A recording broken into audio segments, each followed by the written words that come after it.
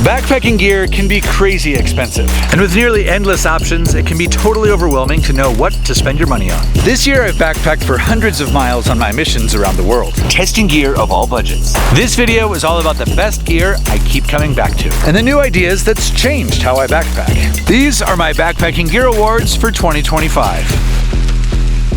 One of the sexiest categories in backpacking is tents, and I think that this year there is a hands-down clear winner for best tent on the market, and that is the Durston X-Dome 1 Plus. It is a freestanding 2-pound tent. I think that for general all-around backpacking, including ultralight and through hiking, this is the best tent on the market. This is one of the easiest and best tents for setup and ease that I've used all year. I've used this in a bunch of conditions. I've used this in the desert, in canyon country. I've used this in the Canadian Rockies. This is the tent that I will go to more often than any other tent. Okay, so all throughout the tent here, you've got these buckles that clip in the inner mesh to the outer rain fly. So I've used this tent a few times in some very inclement weather. Wild first day. And there was a few times where having a tent with this fly first pitch makes a huge difference. And that is a term that you'll hear getting thrown around if you can set up the rain fly first to protect the inner dry space, the living area,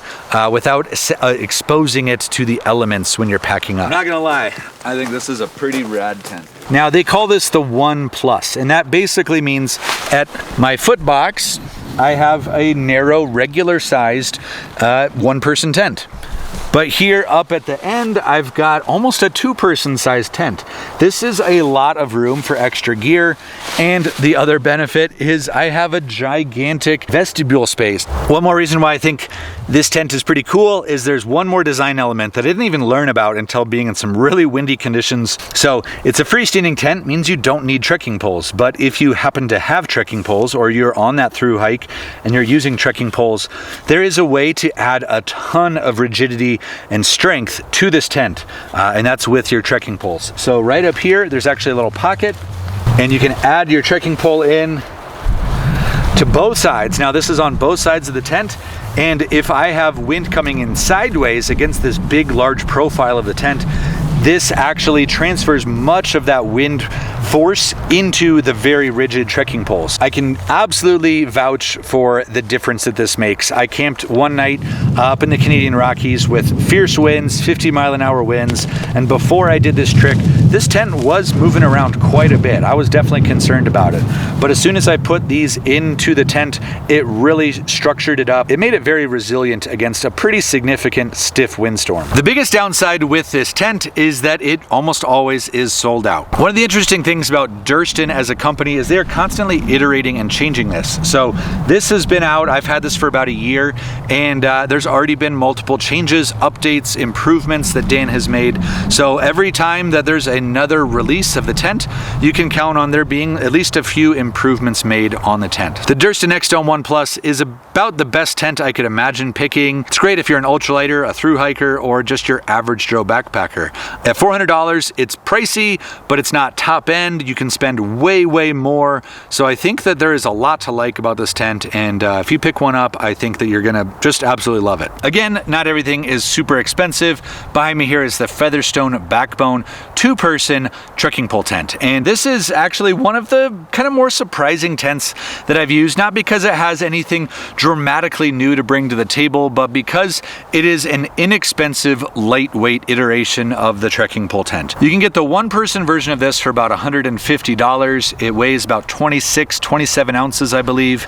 And for that weight and that price makes it, to me, one of the best deals out there. So one of the things that I really like about this tent over some of the alternatives is the way that they've designed this little recessed, it's kind of a very interesting headspace. So I've got a little bit of a vertical wall, and then it dips back again before coming back up.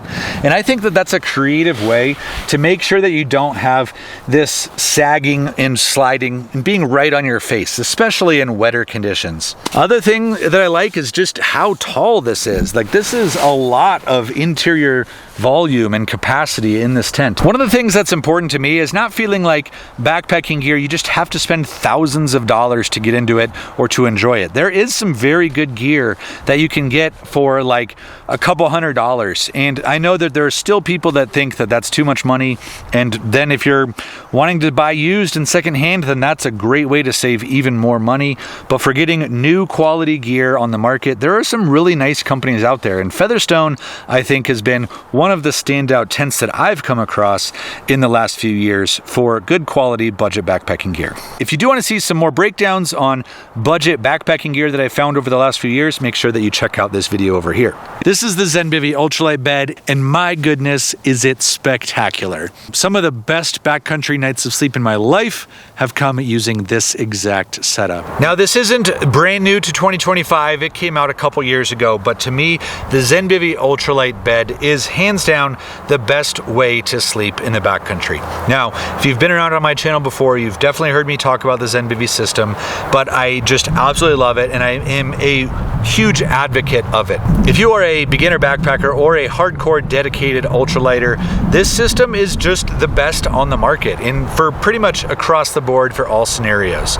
Now, right here I have the ultralight 25-degree version Fahrenheit. I have actually been really impressed with a 25-degree version. I've used the 10-degree version a lot as well. Now, as I've used the 25-degree version more and more, I have come to find that it sleeps warm, and it is, I think, one of the best versions out there. The 10-degree is amazing, but that's going to be overkill for most people and is very, very expensive.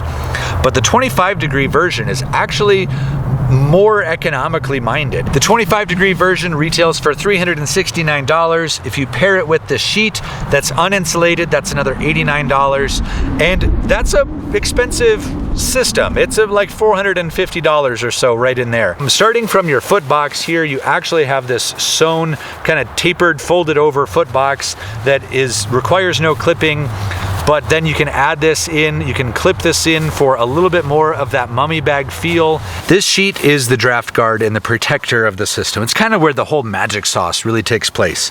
So I've got all these little clips that are color coded, making it really easy. And you know, some people have said that this feels clunky in the night to get in and out. I've never had that experience, but I guess maybe it's different than a zipper, but it's kind of the same thing to me. So as I get in here and really roll around and move around, this keeps air from just infiltrating where I'm sleeping at night and makes me so much more comfortable and cozy. I don't need to think about anything. I don't have to learn a skill about sleeping with a quilt. I can just enjoy this wonderful bed. One of the other parts that makes this great is the integrated hood. Now, when I'm sleeping, especially when there's moonlight out, I love to tuck my head under here to make it feel darker, and it's just warmer. But the other secret benefit is it just keeps my pillow or whatever I have from moving around a bunch. This just keeps it all in place. And if you've ever slept in a mummy bag with your pillow just out on the mattress, it's gone. It squirrels around all throughout the night. This just keeps everything in order and makes things so much easier. This is one of my favorite budget sleeping bags, and this is the Kelty Cosmic 20. So this I've found for as little as $134, kind of regularly priced out at about 180 bucks. I've consistently found this bag to be available for under 150 bucks, and I think that for a 20-degree, 3-season sleeping bag, this is a fantastic option for an entry-level sleeping bag on the market. A couple of reasons why I like this bag. It's a mummy bag, it's easy to use, they're intuitive, they're warm, it's got a nice foot box, it's got a clean, soft feeling to it, and at 20 degrees, it makes it a good all-around 3-season backpacking sleeping bag. Over the last year and a half or so, I've done a lot of exploring into the budget world of backpacking, and this has been one of my favorite finds. I have used the more premium Ultra version, the Kelty Cosmic 20 Ultra, but found that the basic 550 fill power down, at its price, at its weight, it's hard to beat. Yes, the Ultra version is slightly better. It is more premium. It is a nicer fill power down, but at the price at 135 bucks, I think you just can't beat this one. So for people who are just getting into backpacking and want a very simple, medium, moderately priced solution at 130 bucks, this is a really great bag. The other thing that I like about the sleeping bag is that it has an actual draft collar. And this is a big deal for me because because when I'm in colder temperatures, it is really important to be able to wrap this around and cinch it up and kind of close off the air that will escape out of the sleeping bag, all the warm air that I've spent a lot of calories getting warm. Without a draft collar, it will easily just vacate out the hood of my sleeping bag. So that is definitely something that I look for. And if you're getting a cheaper bag, definitely look to see if it has a draft collar on it. And this is a basic one, but it does the trick. I've slept on it below freezing and found it to be still a surprisingly warm bag. This is the Zenbivy Flex mattress. This is an iteration off of their ultralight line. It is a 4.8 R-value mattress and weighs in at 24 ounces for the wide 25-inch version. I'm a big fan of this mattress, mostly because of the four-way stretch of the actual fabric here itself. I like this dimple design. I find this design to be among the most comfortable out there. For me, how I sleep, I roll around a lot, I toss and turn. I'm a side sleeper, I'm a stomach sleeper, and I find that this is one of my most favorite and most comfortable mattresses out there. So I've been a big fan of Zenbivy. I haven't hid that at all. I really love a lot of their products, and this one out there I think is one of the best purchases you can make. If you are looking to shave a little bit of weight, I think that the Nemo Tensor is the next best in its category. Let's talk about an overlooked part of any air mattress, and that is how easy it is to inflate and deflate. And one of the things that I truly love about the Zenbivy system is that it is the best, I think, on the market for inflation and deflation. The linking together is not unique, but the way in which it just goes so fast is very unique.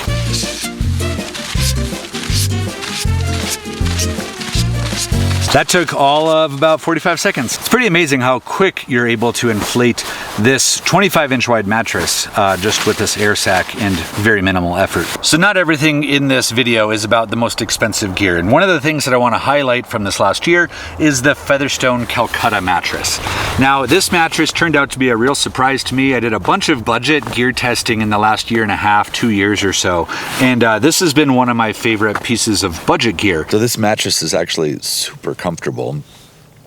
It feels like I'm just on a luxury bed. This retails for about $100. I saw this on sale for as little as 95 bucks. I think it might normally be like retail price like 120, 129 or something like that.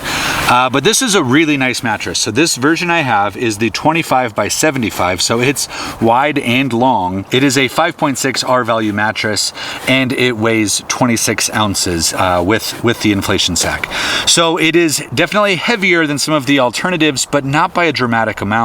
It is a little bit bulkier, but not by a dramatic amount. And this was hands down one of the most comfortable mattresses that I slept on all year. And you can really see just how thick this mattress is. It has these sidewalls that are just a hair bigger than the interior or the inner part of the chamber, which just kind of like cradles you a little bit, and it's really nice. And I did find that this was a surprisingly warm and comfortable air mattress. Now, for the price, I think it's really hard to beat. I think if you are on a little bit more of a budget and you are not a ounce counting ultralighter, then this is a fantastic sleeping mattress option for you. So the downside of this mattress is really just the inflation sac. It's very slow to use and it's a little bit clunky and cumbersome. It's not a very good design on the inflation sac. So if you did have this mattress, it might be one of those where you'd maybe want to have one of those mechanical inflators, because this is the slowest mattress of any of the ones that I've used. But that being said, again, getting back to comfort and budget, it's one of the most comfortable mattresses, and to be able to get this for under 100 bucks, I think is a really good deal.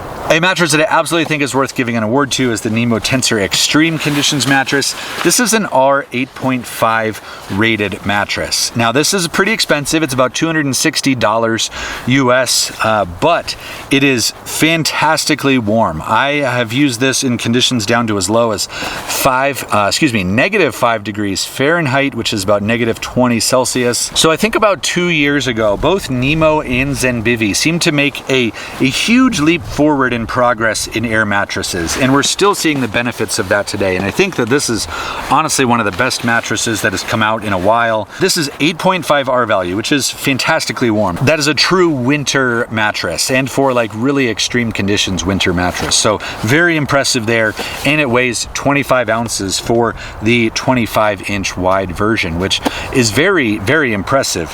And especially if you're getting a cold weather mattress, I think it's absolutely worth getting the extra wide version, so the 25-inch wide version. Just being able to keep that much more between you and the cold ground or snow, or depending on the conditions. If you have a narrower mattress, it's really easy for your sleeping bag to kind of actually partially lay on the snow, or for an elbow to fall off the mattress in the night and to touch the ground. So if you're gonna get a mattress for cold weather camping, this is, in my opinion, a no-brainer. This is one of the best mattresses that you can possibly get. I've had a number of people ask me if I think that this would be a suitable year-round mattress purchase. And honestly, if you're gonna spring $260 for an air mattress and you do a lot of cold weather camping, but you still want something to take for the summer, it is amazing how light and small this packs. And I do think that yes, you could use this as a year-round mattress. There's really no harm in being extra warm, even in the summertime. I think it's a great mattress, and I am super impressed with it. Welcome into my gear garage. I'm now going to continue with some accessories that I think are standouts of the year, as well as a big one with the pack category for the grand finale. Maps and navigation are super important. This is one of the main ways that we plan any trip, as well as stay safe while we're out on these trips. The best tool that I have been using is onX Backcountry. Now, I've been using onX for actually quite a number of years, and they did become a sponsor on this channel about 2 years ago. They have an incredible set of layers built in that you can add in and continually see more and more detail from the information, from your basic blank map to active wildfire, current precipitation radar, current temperature, air quality index, wildfire smoke. All these things are incredibly important, especially where I live out in the West, where wildfires are prevalent, and I don't really want to go backpacking in a wildfire area or places that have heavy duty smoke being blown in from even wildfires as far away as Canada sometimes. This is how I build out a trail map. I can click on a trailhead, find out, oh, let's look at Beartown Trailhead. That sounds cool. I can see some additional information around it.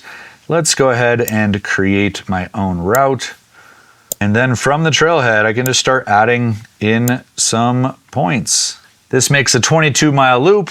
Sounds pretty intense. There's a lot of elevation gain and loss in here. So what's pretty cool about onX is now that I've just gone in on my desktop and built out this route, I saved it into a folder, which I can now go into 2026 goals, and look at that. There is my route all saved up. I can share this with friends if I'm gonna do that. And of course, one more final step that I really like to do is to save this for offline use. Let's go new map. Make sure that it covers that area and save it. One of the reasons why I really love onX Backcountry is it's the best tool for planning at home and then having out in the field with me on the go, whether or not I have cell phone reception. This is the best tool out there for any backpacker, hiker, climber, mountain biker, or even a skier. And if you want to check it out, just go to the link below and you can save 20% off of a premium or an elite membership. Thank you to onX Backcountry for sponsoring this video. Now, let's keep going. Next up is an accessory from a good friend of mine, Miranda Goes Outside. And she came up with the Mazama Migo. So she partnered with a company that's like a running water bottle company called Mazama. Miranda made a water bottle to satisfy her own craving to ditch smart water bottles. She has long lamented the use of smart water bottles as like the go-to ultralighters water bottle. And the real reason is because they're single use, they're throwaway, and if you do reuse them, then you've got all sorts of like harmful chemicals leaching in with UV exposure and things like that that really aren't very good for you. The taller and slender bottle is just kind of a better fit for backpacking than the Nalgene that I grew up backpacking with. It's easier to get in and out of water bottle pockets, and it just feels better in hand, I think.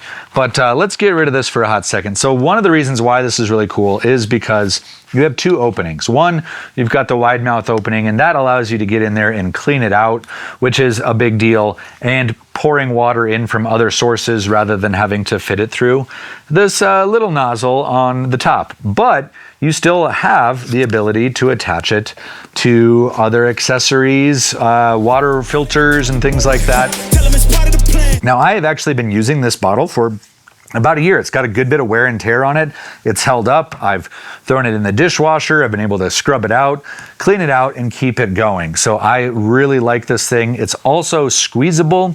And one of the reasons why I like that is because I can attach it to one of my other little favorite items of the year. The Sawyer Squeeze, which that is sort of my gear of my water filter of the year, but Sawyer Squeeze has been around for a long, long time. But what really changed for me was when I started pairing it with their little connector, their cleaning connector cap, that made all the difference. Because now I can scoop up water with my alnk.to, and I can filter this as if it was a gravity-fed system. I can hang it up into a tree. I can just attach these, and now my whole water filtration and water bottle is all in one go. And as well, now I can back flush. And that is part of why I really like this whole thing. With Miranda's bottle being squeezable, I don't have that all the way closed, I can now back flush. So it's all in one, it's very simple, and this has really truly become my go-to for water filtration, as well as just my favorite water bottle on the market. Miranda is a friend of mine. I have no other incentive other than to see her succeed, but this is a really great water bottle, and I'm a big fan of it, and if you haven't tried it out, make sure that you check it out. I think they've been out of stock because Miranda's really good, and this bottle is amazing, and so good luck trying to find one. All right. Next up, I have the Mesa food bag from Backcountry Exposure. So this, I started using this about 2 years ago, and I've just really, really enjoyed it. It's gone with me on every single trip of the last few years, and I have truly loved it. So what I use it for is like a kitchen organization bag. I'll have my kitchen ditties, my camp cup. I've got coffee in here. I've got some extra element. I've got some water filtration tabs. I might have like a little lightweight knife, and my favorite little camp spoon, which is the Yuko.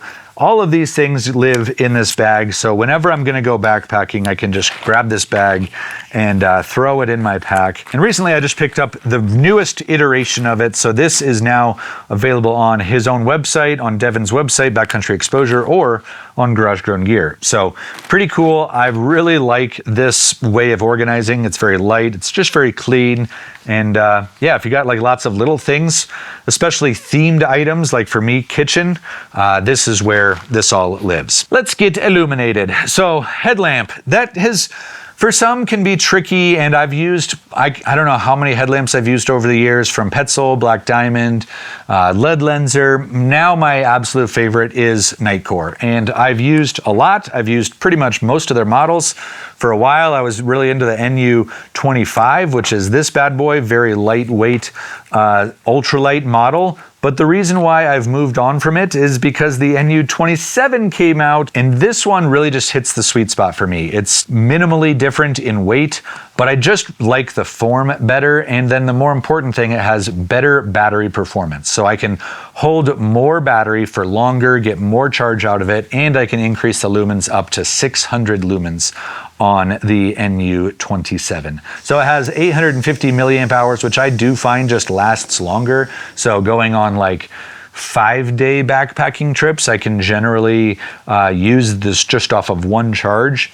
And then there's some other little functions too, that you just have some different colored lights coming through, which I don't think is like a dramatically major improvement or thing, but it is kind of nice to have some like warmer white light around camp. And then of course you've always got your red light, which is super important for maintaining your night vision, or if you're in a buggy area, being able to turn on that red light. At $45, I feel like this is well priced, kind of that under 50.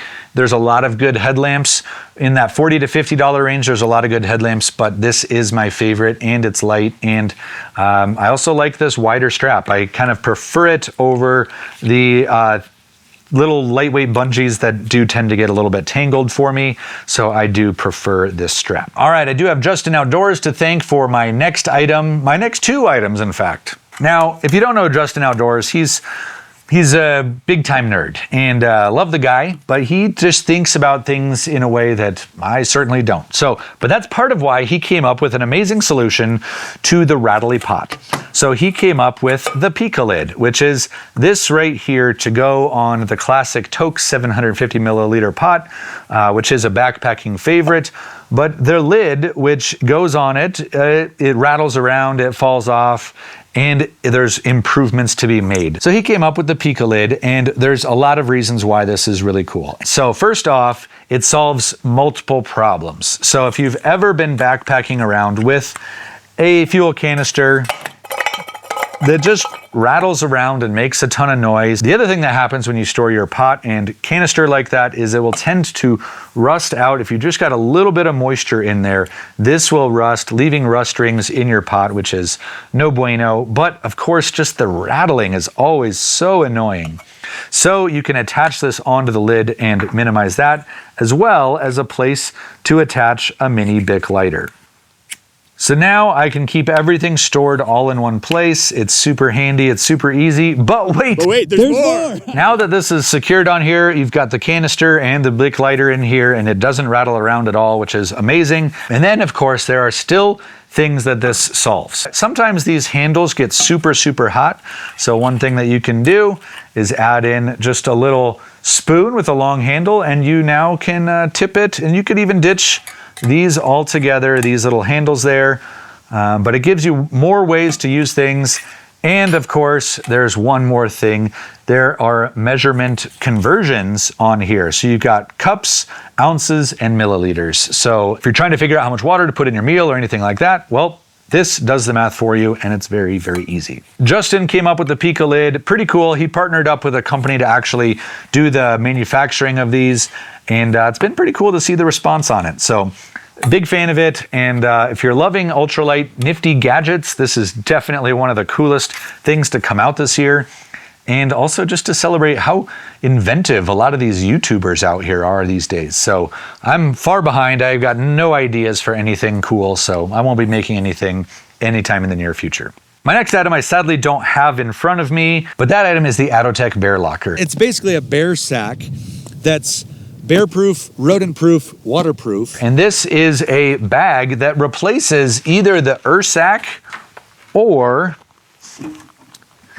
the bear canister. So the reason why I think that the Atotech bear bag is so good is because it incorporates the technology that makes it bear safe like the Ursack, but it makes it waterproof so it doesn't saturate. If you leave it outside in a rainstorm, it won't just hold on to a bunch of water like this will. And then the other big thing for me is that it's rodent proof too. Whereas this is not rodent proof. This is bear proof or bear resistant, but not rodent resistant. And I do a lot of backpacking where there are rodents, and then an occasional trip where there's bears. So for me, it's the best bag. It's expensive, but it really solves a lot of problems. And I've never been a big fan of carrying bear canisters. I mean, for the most part, who is? They are just massive and they take up a huge amount of your pack. And then when they're empty, they still take up the same amount of room in your pack. The Atotech bear bag is great, obviously, if you live in bear country, but even if you backpack where there's rodents, which is just about everywhere, it's probably the best way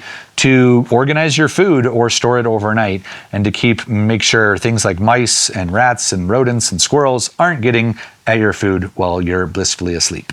This was an interesting year for stoves for a couple of reasons. One of my favorite stoves of the last few years has been this Camping Moon XD2F. I still stand by it. I still love it. But what makes it great is that you have to add in something from Soto Outdoors. And when you buy this thing from Camping Moon online and then you have to add in this, it gets a little complicated to get the benefits of it. So this year I started using the Fire Maple stove. This is a very simple $20 stove that you can get. And the real magic of it is, of course, that it pairs with their Fire Maple pot. This is the G3. I've also used the G2. I really do like both of them, but I think I just prefer the narrower profile of the G3 versus the wider bottom of the G2. The gist of it is an ultra efficient way to boil water and cook food. Woohoo! Cranks out some BTUs. Let's add a little bit of water here so we don't burn this thing. Now, if you are an ultralighter, you might just say, hey, just give me the BRS 3000 and a little Tokes pot, and that's great. That is the lighter way to do it. So the real reason why I like this so much is how efficient it is to actually use this unit, and especially if you're in windy conditions, you will see a dramatic difference in boil time.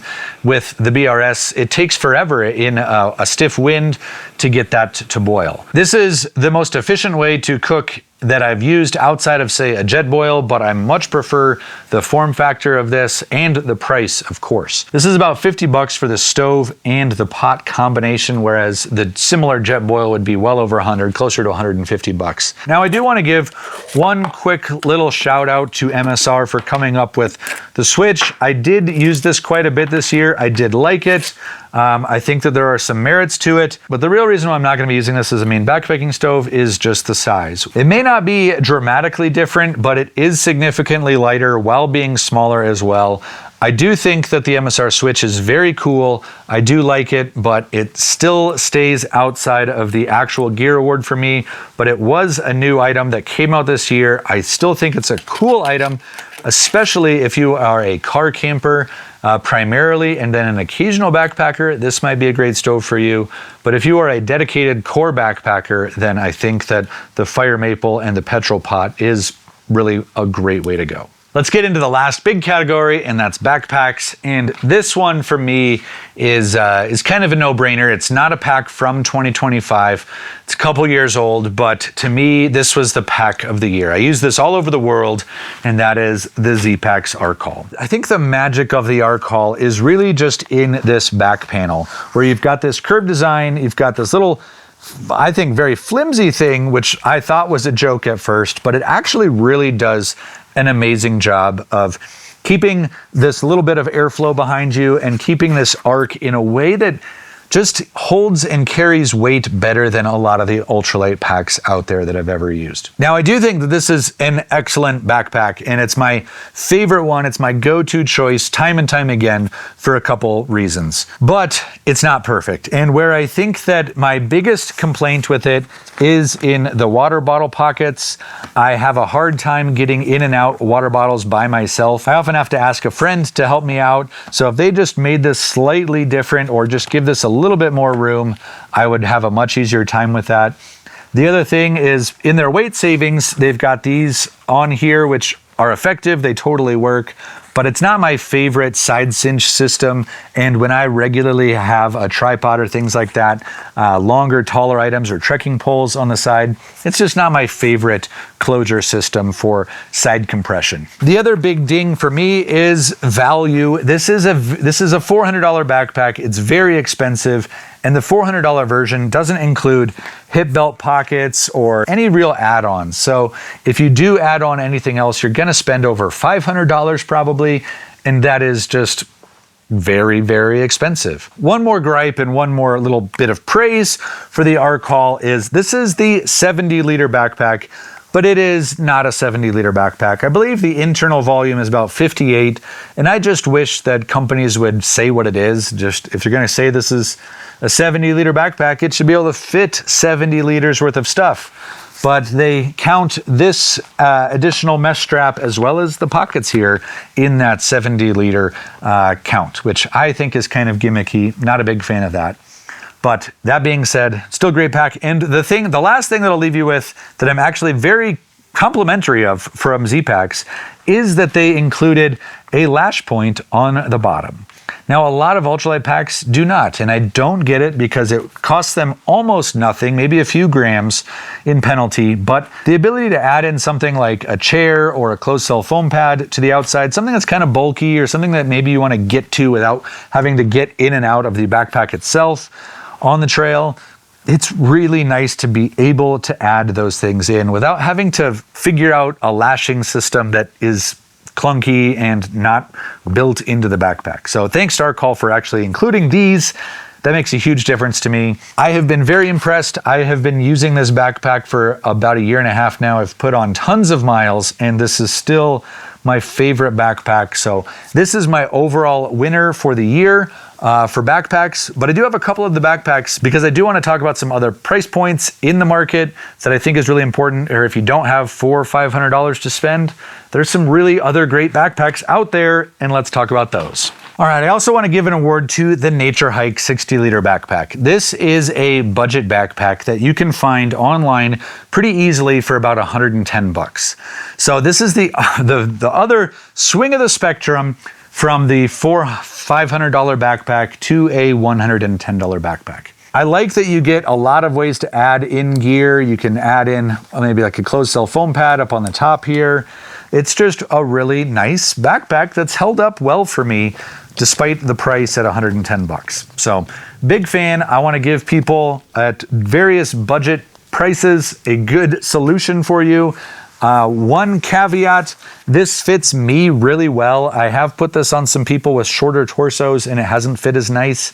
So just beware if you do have maybe not a frame like I do, that it maybe isn't the best backpack for you. All right, my friends, that's it. Thank you so much for watching. Those are my gear awards for 2025. I've logged several hundred miles out there this year, and I'm thrilled to bring you the results of what my favorite gear was. Please hit me up in the comments below if you have thoughts, questions, concerns, or you just want to plug your own favorite gear. I'd love to hear from you. If you have not subscribed to the channel, please do so. It is a huge help. Thanks again for being here and watching. I'm Erichanson. I'll see you on the trail. Cozy.